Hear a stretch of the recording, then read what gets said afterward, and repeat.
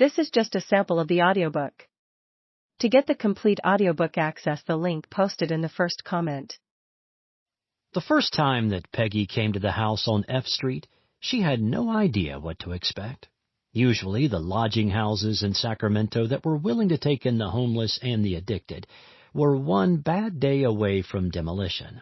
Some slumlords' last attempts to squeeze a few more dollars out of a dying neighborhood before the whole thing got bulldozed for a strip mall. F Street was a quiet stretch of suburbia. There were kids playing in the streets, riding their bikes up and down the sidewalk, and selling nothing more intoxicating than lemonade on the street corners. When she pulled up outside, with no companion but a heap of overflowing manila folders in the passenger seat, she had to stop and double-check that she was in the right place.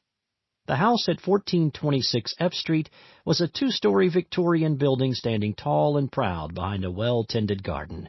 The paintwork on the outside of the house was just as immaculate as the lawn, pristine enough that it gave Peggy a twinge of guilt about the state of her own fairly well-maintained house. Something about this picture didn't add up. There was no desperation in the air, no sign that this was the last stop before the graveyard. A lodging house like this could demand far more than the pitiful stipend that the state paid to house its down-and-outs. It could be a private care home, a hotel, or even something more. It was only when she came closer that it started to add up. There was a big man in the garden, heavily tattooed and more than a little intimidating as he moved among the flower beds with his muscles rippling. There was only one place that a man got top-heavy like that: prison. It was incongruous, watching him carefully planting delicate flowers with hands so big and scarred.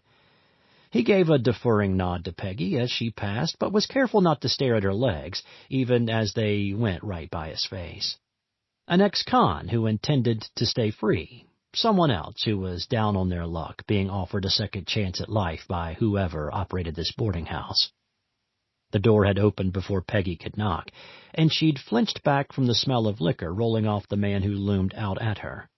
He was shorter than her, wearing clean but badly worn clothes, and he had the yellow tint of a failing liver in the whites of his eyes. Both of them froze in surprise. Then he bellowed over his shoulder, "Mrs. D, somebody to see you." Peggy was ushered in and took in the sights and sounds with something approaching awe. The house was full of music. A record player spun in the corner of the living room, and Spanish singing drifted out through the open front door. There was a party atmosphere in the main room, and while none of the residents seemed to be drinking, they were all enjoying each other's company. There was a card game going on the coffee table, and two older women sat by the bay windows chattering away.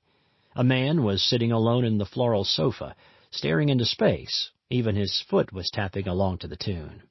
Every one of the people in the house showed some hint at their true nature.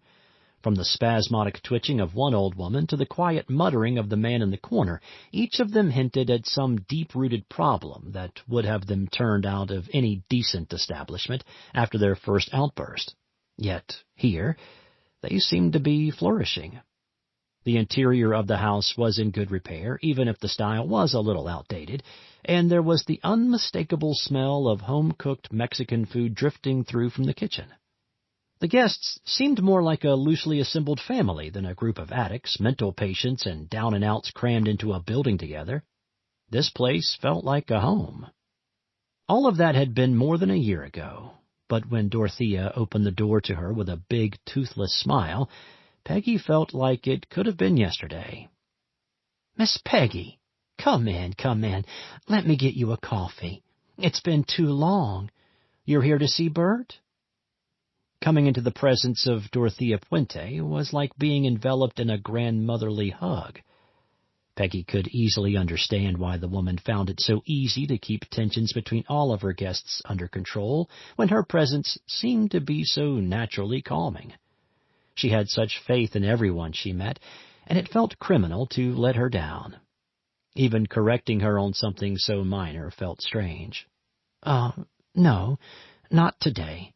I meant to be visiting a Mr. Alvaro Montoya." "Yes, Alvaro is Bert. I don't know why. Come on through to my kitchen. He is helping me in there today.